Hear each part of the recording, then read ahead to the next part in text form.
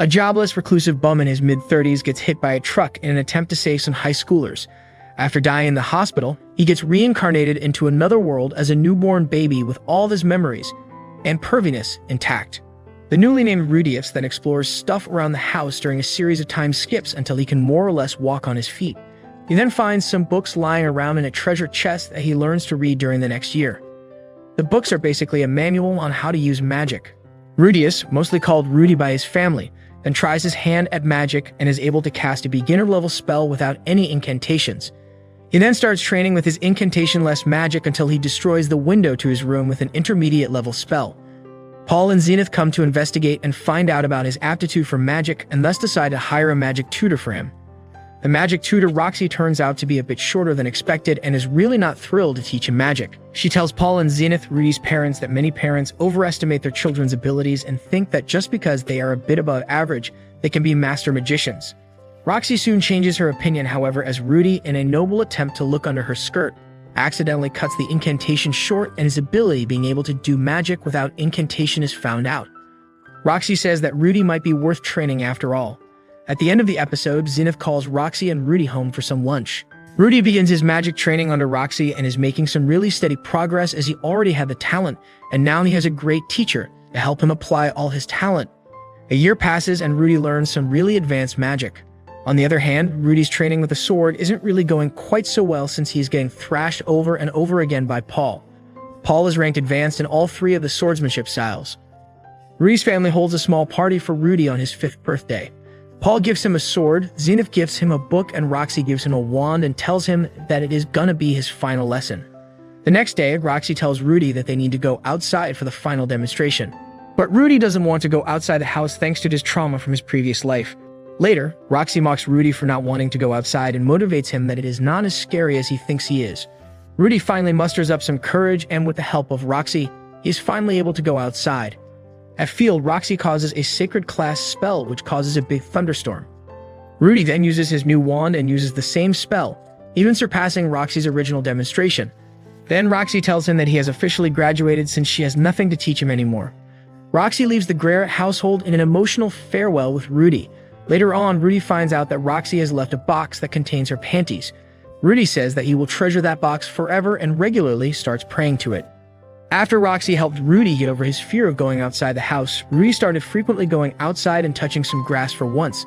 One day, when Rudy was roaming outside, he saw some boys bullying a poor and dirty elf.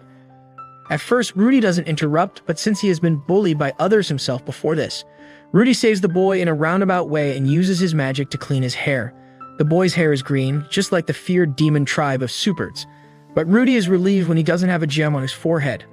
The boy tells him that his name is Sylph, and that he would love to learn magic. Rudy agrees and often goes out with Sylph to teach him magic. Sylph makes some decent progress and tells him that he would like to learn incantation-less magic too. Rudy agrees to teach him the trick, but doesn't believe that he can do it. Sylph pulls it off, and thus, Rudy's dreams of being the only one capable of that are shattered. A storm comes raining down on the pair and Rudy takes him to his own home. A bath is ready for Rudy and he tells Sylph to come with him. When he refuses, Rudy forcibly takes off his clothes. It is then revealed that Sylph is in fact a girl. Completely taken aback by this, Rudy tries to apologize to her, but she just runs away. In the end, with Paul's guidance, Rudy and Sylph make up and Rudy now plans to cherish his one new friend. The Grey Rat family is celebrating as Zenith is pregnant again. They are celebrating it together when Lilia reveals that she is pregnant too. The happy atmosphere fades as she reveals that Paul is the father. Paul apologizes for all of this fiasco. Zenith decides to kick Lilia out of the house and berates Paul for cheating on her. Rudy senses the tense atmosphere as Lilia is about to be kicked out and shifts all the blame on Paul, saying that Lilia cannot refuse his order since he is her employer. Paul sees what Rudy is doing and goes along with it, so Zenith decides to let Lilia stay. It is revealed, however, that Lilia is the one who had seduced Paul. Lilia thanks Rudy for this and finally accepts him as part of the family. Before this, she was terrified of him and his pervy gaze, which she really should be. Paul gets a bit insecure about the fact that Rudy is really mature and he doesn't get to be a father for him. After 9 months, Norn and Aisha, his 2 little sisters, are born. Rudy then receives a letter from Roxy, which says that Rudy should go to a magic university when he gets 12 years old. Rudy is overjoyed, and when he tells Sophie about it, she says that she wants to go too. Sophie's family cannot afford it though, and when Rudy tells his family to pay for it, they refuse. Rudy then decides to take on a job to support himself and Sylphie. Later on, Paul makes Rudy faint and puts him in the carriage of his friend Ghislaine. When Rudy wakes up from that peck on the head by Paul's sword, Ghislaine gives him a letter written by Paul who dictates that since Rudy would just argue his way out of stuff, he forced this on him. The card is headed for the city of Ro, where he would be working at his cousin's house. He is not supposed to make any contact with Sylphie or home for the next 5 years, and he has to do this job if he wants to pay his own and Sylphie's dues for the university. He also writes a lot about Ghislaine. He writes that he has never been able to defeat her except in bed. When they reach the city of Ro, they find out that Rudy's job is to tutor their child. He is supposed to teach her magic and how to read and write. Rudy is met with some very harsh reception from the girl named Eris, and she punches him straight in the face the moment she meets him. Swallowing his pride, Rudy tells her father and grandfather that they should orchestrate a fake kidnapping scenario so that she can come to respect Rudy. They agree and the fake kidnapping is arranged. However, one of Philip's servants is in cahoots with some real kidnappers and they orchestrate a real kidnapping. Rudy and Eris escape, and despite not knowing what is going on, Rudy saves Eris multiple times. They reach the city somehow, but the kidnappers are still not going to let go of them. But Rudy's magic is able to hold them off until Ghislaine arrives to save the day. Eris accepts Rudy as her teacher, and as a sign of kinship, she tells him to call her by her given name instead of my lady. Philip thanks Rudy for saving Eris, as they did not expect the situation to become like that. He also tells him not to tell anyone else about his connections to the Grey Rat family, or he may be targeted again. Rudy begins teaching math, magic, and reading to Eris and Ghislaine, while Ghislaine teaches the two swordsmanship. Eris is a much more capable swordsman than Rudy, and is actually very impressive for her age. She is not that keenly interested in other stuff, however. Rudy is at an impasse on how to make her interested in this stuff and asks Ghislaine to motivate her. Ghislaine tells a story about her days as an adventurer when she felt quite inferior to others because she couldn't count. Rudy then decides to give Eris a day off every week to keep her motivated to learn. On her day off, Rudy goes along with Eris and Ghislaine to take a tour of the market. Rudy being the pervert, he is interested in an aphrodisiac. Eris tries to buy it for him, but he refuses as he told her that he would only take a present from her if she buys it from her own allowance. Eris then asks him what an allowance is and later on asks Philip for it. Philip agrees and Eris buys that vial for Rudy as a gift. However, Rudy is flustered since he can't tell him what it is. As the 10th birthday of Eris draws closer, Rudy gives a part of his lesson time to a dance tutor so that Eris could learn to dance with the nobles at the huge party that's gonna be arranged for her birthday. In the meantime, Rudy gets some free time, so he sees some books that he cannot understand. He finds out that they are all written in the demon tongue. So Rudy writes a letter to Roxy asking for her help, as she herself is from the demon continent. Rudy makes a lot of progress in learning the demon tongue and is now able to read a bit from all those books. At the party, Eris tries to dance with a noble kid but fails to do it and falls down. Rudy then steps up, takes her hand, and tells her to relax, and they both perform a splendid dance in front of everybody. Eris thanks Rudy for his contribution. In the end, Rudy sees Eris' grandfather Soros. He comments on the strange ball of light in the sky and is afraid that it might be an ominous sign. 2 years pass by and Eris, along with her family, celebrates Rudy's 10th birthday now. Rudy is bummed out about the fact that his own family could not attend because Paul is busy cleaning up the monsters that are roaming around in the country, the first time they actually hear of him working. However, Rudy celebrates his birthday and receives a brand new top-tier magic staff from Eris and is really thankful to her for it. Philip wants Rudy to marry Eris and succeed him in his family line, but Rudy rejects the offer. We all know he really wanted to accept that. The next day, a huge dark cloud appears across the continent. Rudy, Ghislaine, and Eris go out in the wild for Rudy to test out his new staff. However, a man named Arumanfi attacks Rudy since he has a misunderstanding that Rudy is the reason these dark clouds have appeared. Ghislaine clears up the misunderstanding and Arumanfi goes back. So Rudy continues his demonstration, but a massive burst of light engulfs them all as Rudy shields Eris from the impact. Rudy is back to his old self in a place that's filled with white mist. Rudy thinks that he must have dreamt all of his 10 years of life up till now. There meets a very weird-looking person who calls himself Man-God. He tells him that he has been observing him for a very long time and that he only wants to help him. He tells him to help the man he sees right after he wakes up if he wants to survive. Rudy then wakes up and meets a man named Rudyard Superdia from the scary and bloodthirsty demon race, the Superds. Rudyard tells them that he's not hostile and that he will escort them through the demon continent. Later, Eris wakes up and gets extremely scared after she sees Rudyard. The man must be really used to this reaction by now. After some convincing, Rudyard takes the duo to the nearby Migridia village. The village happens to be Roxy's birthplace. During their stay, Rudyard tells them that it was demon god Laplace who gave the Superds their cursed spears, turning them all into mindless murderers. He further tells them that the spear he is holding now belonged to his son, whose death brought Rudyard to his senses. Rudyard wants to help these two children because he thinks that's his way to atone for his sins. The trio departs from their village and begins its journey through the demon continent. As they are about to leave, Rudy tells Roxy's parents that he would one day come there as the husband of their daughter. Rudy, Rudyard, and Ares arrive at the village of Rikarisu. However, they would need to do something about Rudyard first. So Rudy dyes his hair blue to disguise him as one of the Magridia tribe. They enter the city and then enroll in a guild to gather money for their journey. Rudy names his team Dead End and aims to get out of the city as soon as possible. However, he cannot do it since their ranking is too low to fetch them some actual good money. A man-god tells Rudy to take on the Find a Lost Pet mission. On this mission, they find a party that kidnaps people. Rudyard kills one of the people from that party and Rudy reprimands him for that. He tells him to promise him that he won't kill anybody. Rudy then tells the other two members to take on dangerous missions so that Rudy and the others can succeed in getting enough money for their expenses. After the mana surge way back in Fitoa, everyone from Rudy's original family is scattered around the world. Meanwhile, Rudy and the others pick up a quest to slay a beast. They meet up with others in the forest and decide to have a go at the monster together. The monster appears and it's really strong. Rudy flinches in the face of the danger and it costs the life of one of the other party members. Later on, as Rudy is about to die, Rudyard saves him, and then he and Ares slay the monster. Rudyard then gets angry about Rudy waiting for a chance, and he apologizes. A guy then finds out about Rudy's plan to exploit those other party members for more dangerous missions and wants to expose them.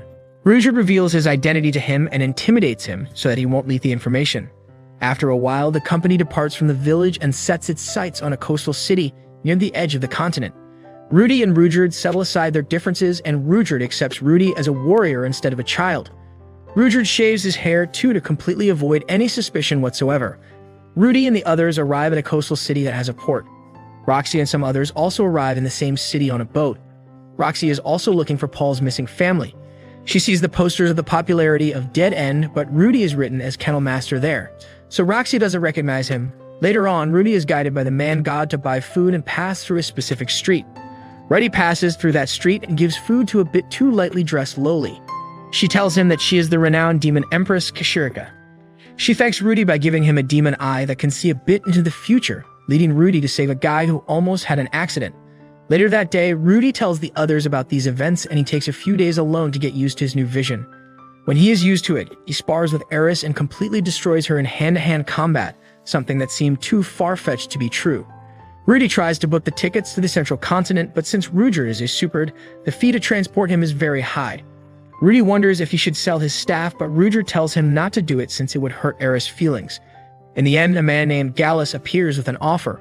Roxy looks everywhere for Paul's family and finds nothing while one of his partners seems to have other plans. Roxy looks all around and finds nothing.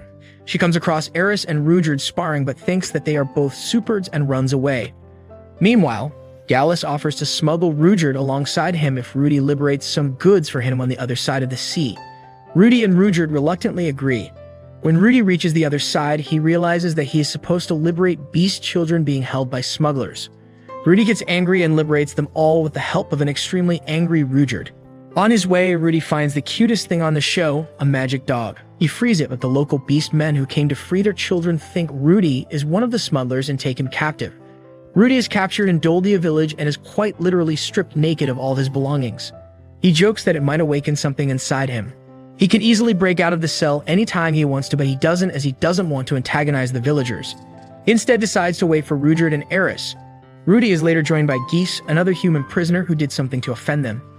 Geese calls Rudy his senpai and they both discuss how beast women are cute. Truly master and student.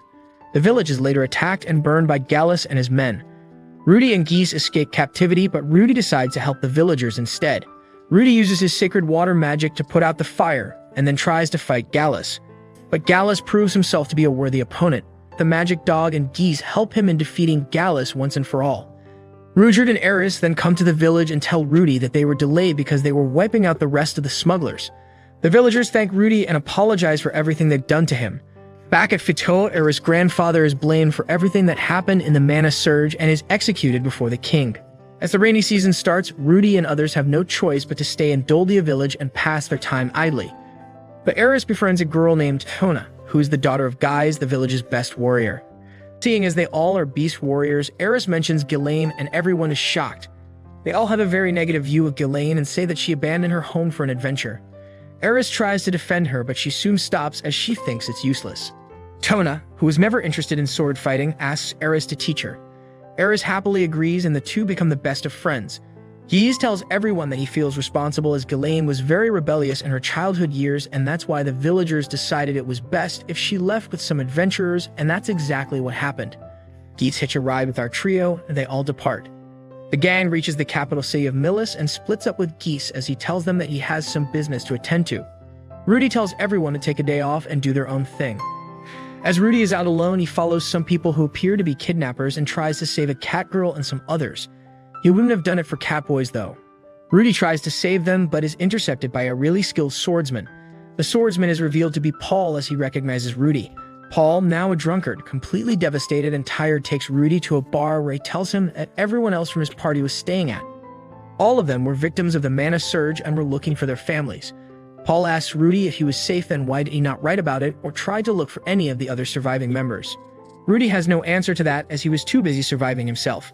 He doesn't want to worry Paul, so he tells him about his adventures in a happy tone. Paul misinterprets it all and they both start fighting. Norn interrupts the fight and everyone starts to give weird looks to Rudius. Rudy runs away from the place as everybody shunning him reveals memories of his past and he can't bear any of them. Seeing Rudy so unusually depressed and out of it, Eris tries to console him. Guise confronts Paul and apparently has known him for many years. He tells him that he was wrong in that fight. He tells him that surviving the demon continent is no joke and that he should be happy Rudy is alive instead of blaming a 10-year-old child for not thinking of others before saving himself. That's a sound argument until you realize he is not really 10. Paul says that it's exactly because Rudy is so talented that he expected a lot from him. Guise then tells him that if he didn't want to be reunited with his son in this way, that he'd want to see a limbless, lifeless husk of a human being who he was sure wouldn't live much longer. Paul has nightmares imagining that scenario and decides to go apologize to Rudy. Paul and Rudy sit in a bar and Rudy realizes that Paul is trying to apologize, but he doesn't know how to handle that situation either, so the atmosphere is really awkward. But in the end, they both have some heart-to-heart and are finally able to reconcile. Rudy tells him that he would look for his family once he drops Eris home. Paul then visits Rudy's inn and Eris is ready to have a go at Paul for hurting Rudy. Rudy tells her that they have made up. He also tells them that they don't need to stay in any town anymore as they have a permit from a knight and a lot of travel money for the remainder of their adventure. Paul also thanks Rudyard for protecting his child, and they all have an emotional farewell. In the end, Guise is revealed to have been searching for Paul's family already and is still planning to do so in the part of the continent that nobody has done yet. On the other side of the continent, Roxy visits her home village Megurdia. It's revealed that her tribe talks with telepathy, and that she is one of the very few odd ones who cannot use it. Roxy hasn't come home in many years and her parents really missed her. She tries to leave since they are still awkward around one another, but decides to stay in the end. They also tell her that Rudy has visited the village 2 years ago. Roxy is relieved that he is safe. In the end, she once again departs, with her party to go look for Paul's family across the demon continent. Rudy once again has a dream where he meets Man-God. Man-God tells him a way to see Lilia and Aisha again. Rudy is really happy upon hearing these names and decides to once again follow Man-God's advice. Upon reaching the kingdom of Chiron, Rudy remembers that Roxy was stationed at the castle there. He writes a letter to her and posts it. Later on, he encounters Aisha and saves her from some pursuers. Rudy does not reveal his name to Aisha, following the Man-God's instructions, and asks Aisha who that letter was for.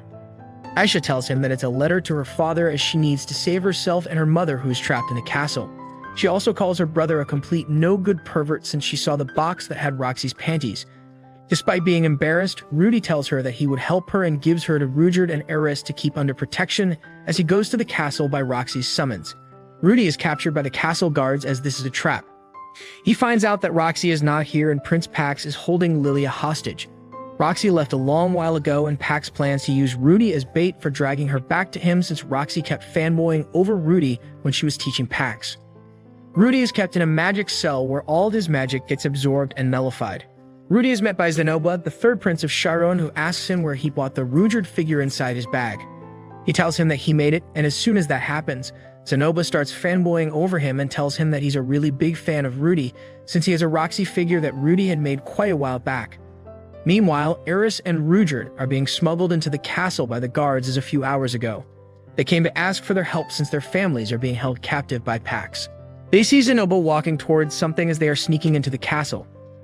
Aisha reveals that Zenoba is a blessed child and has superhuman strength.